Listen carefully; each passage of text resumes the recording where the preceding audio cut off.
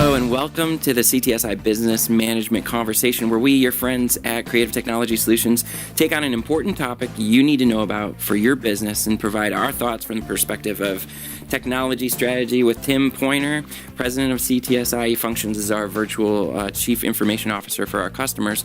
Also from the perspective of integrations with Zach Evans, who is a certified project management professional and is our integration specialist. And last, with an eye on marketing, that's me, David Grant. I'm CTSI's digital marketing specialist. And before we get into our topic this week, being our first episode, I thought it'd be important for us to quickly cover why we're recording these conversations at all. So I thought we'd give a brief overview of the value of each of us for a business owner, so that you know, should you listen to this, why you should be listening and what you can learn from this and how you can apply that then to grow your business. So as CTSI, our main goal is to partner with small businesses like you, the ones that we serve and support, to help you to utilize technology in a way that supports the growth of your business. So we've had so we can take care of the machines that you're working with, particularly when they're not working, and that can be a really frustrating experience, and we want to take on that frustration for you, put the best solutions in place, and enable a business to get the most value out of their investment in their technology. So we have a goal or an experience in mind when we work with companies, and we wrap that up in a phrase. We say, extraordinary collaboration, liberating results. And our strategy, it falls into this kind of newer mentality when thinking about technology called technology business management, where your technology is not seen as a commodity or sunk costs like, your windows or the doors to your office or your office space itself, but instead a resource that will support the growth of your business.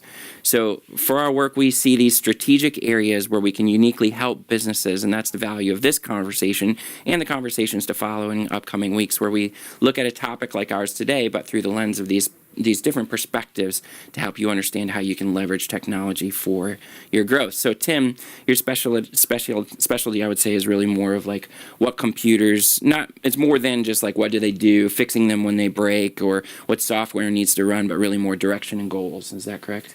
Yeah, that's correct, Dave. We really want to get beyond just the conversation of the pieces of the technology and really help the customers see things like results and value in a higher level for their business.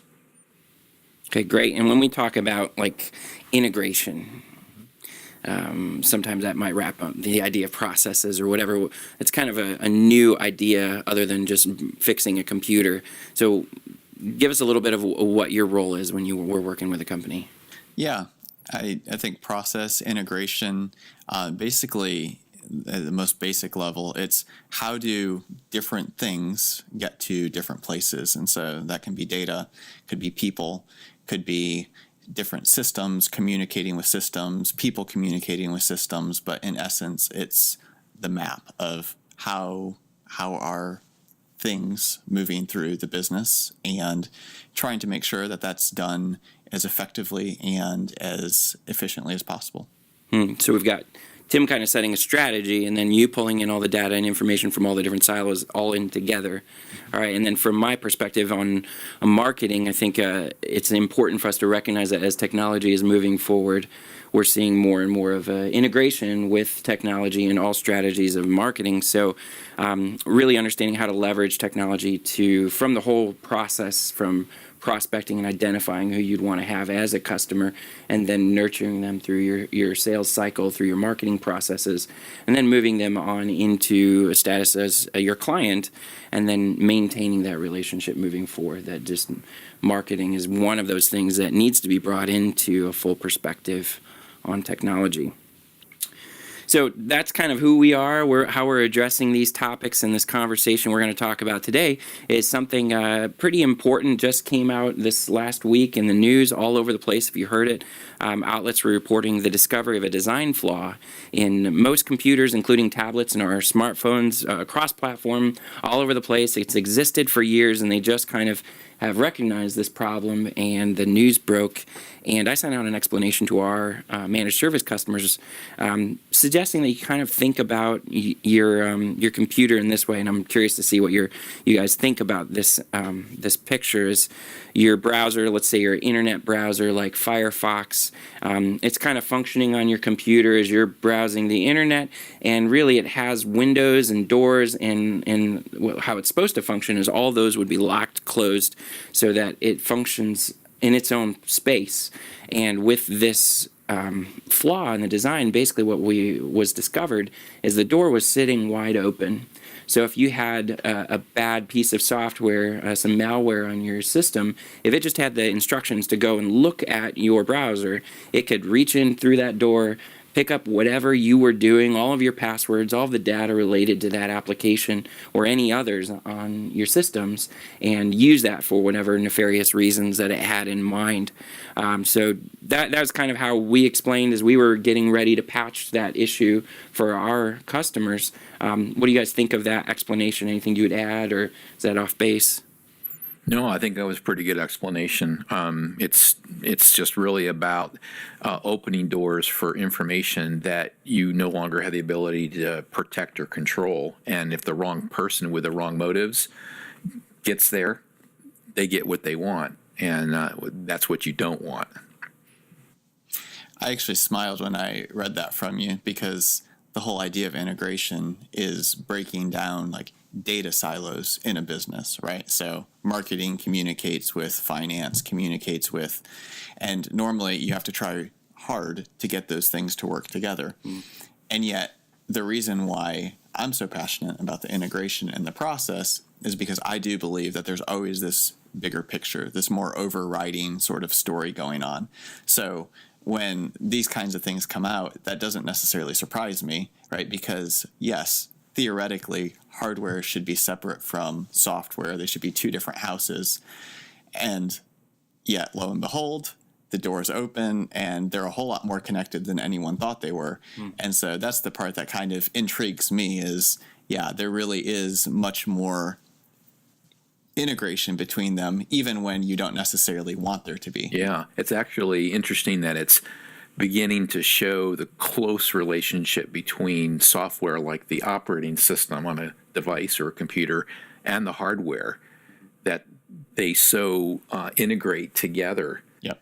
That a vulnerability like this impacts both. The whole system. And in fact, the solution to this means both the hardware has to be patched and made current, and the operating system's going to have to be patched. And the applications, even your antivirus and your security software, are going to have to be updated to see the new features in the OS and in the hardware to really be able to protect you now. So you're right. It's like this integration thing is like, it's really tighter than we ever thought.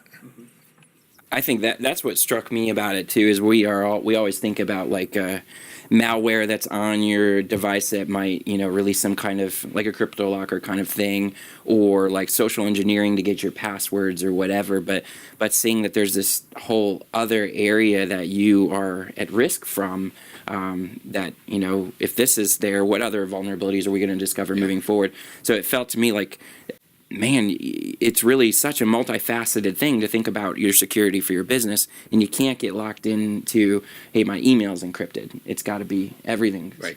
Yeah, so maybe that's a good way to transition into, like, so business owner, what do they need to think about, not just for this, but maybe even a broader view on security? Yeah, so one of the things that's really critical for any business owner or whoever is in the position of managing your technology is you have to be convinced that there's not a silver bullet for this. It's not just put antivirus on your computer, or like you said, just get encryption on your email.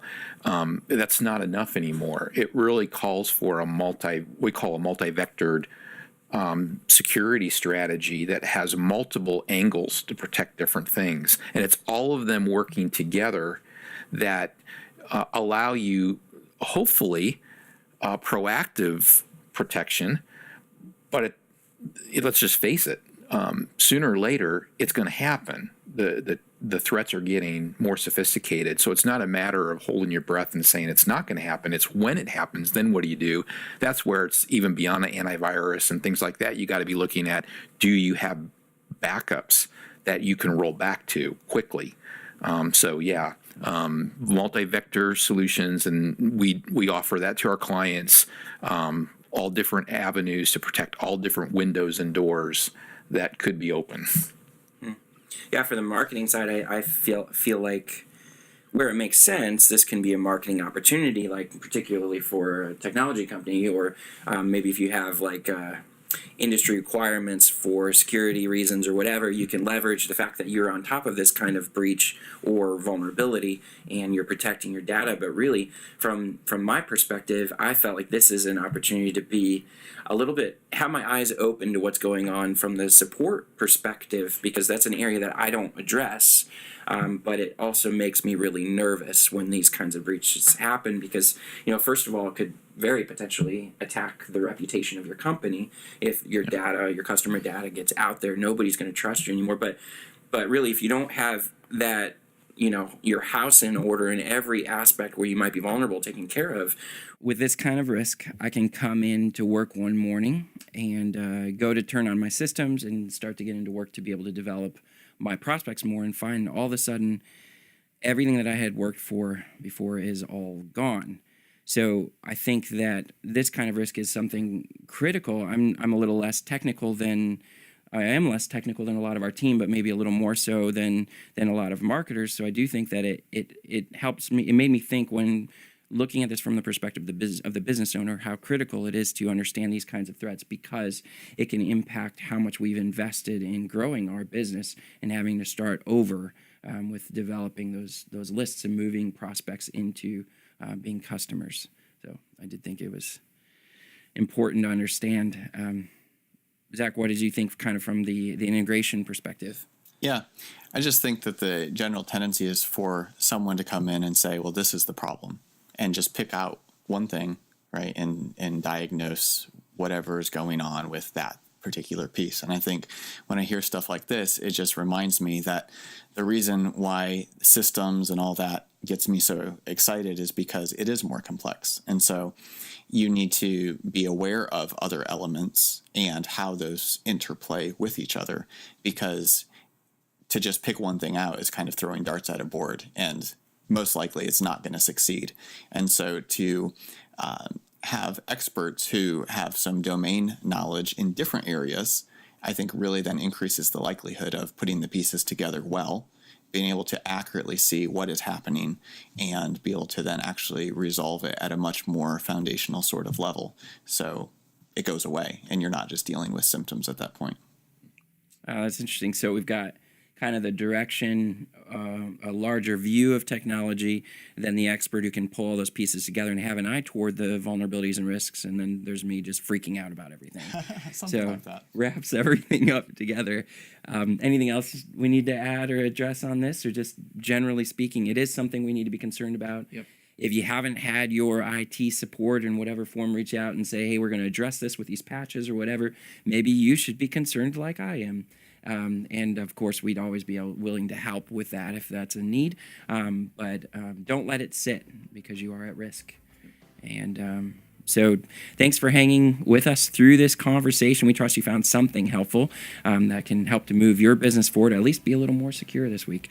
We'd love to have your feedback, receive some topic ideas, things that you'd like to hear us discuss. And you can do that by filling out the form on our website, www.creativetext.biz. Go to the contact page. I'll put the link down at the bottom of this video as well, so you can let us know your thoughts and what you'd like to hear, and look forward to seeing you in future conversations. And of course, anytime you can reach us from the website and give us a call, let us know how we can help. So thanks. Have a good day.